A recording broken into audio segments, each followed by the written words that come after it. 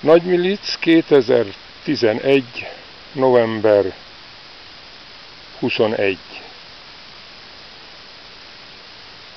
Pali barátom emlékére gyújtottunk mécsest, itt fenn a Zempléni hegység legmagasabb csúcsán, a Nagymilicen. Így néz ki most.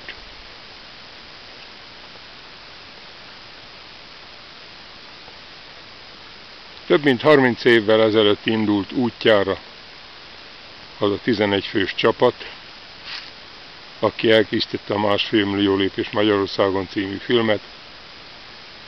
Itt azóta készítették szlovák barátaink szép, színes tájékoztató táblát, amiből ennyi maradt.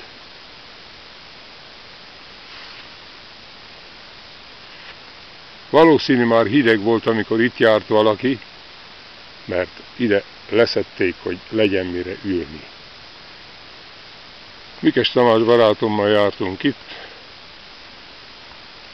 és igyekeztünk megörökíteni ezt a gyönyörű tájat.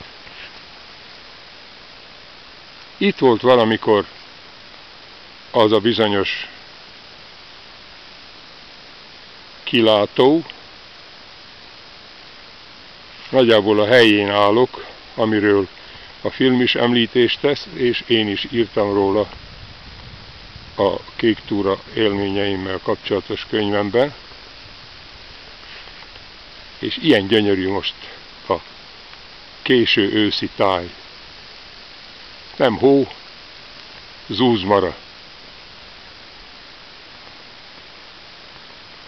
Innen érkeztünk, és errefelé fogunk hazamenni. Még majd elmegyünk egy kicsit Füzér felé, ezen az ösvényen, és úgy emlékszem, hogy innen rálátni a füzéri várra, bár eléggé leszállt a köd, de még sétálunk egyet.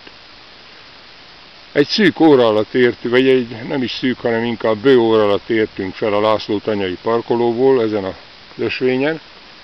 Bárki megteheti ezt, érdemes feljönni.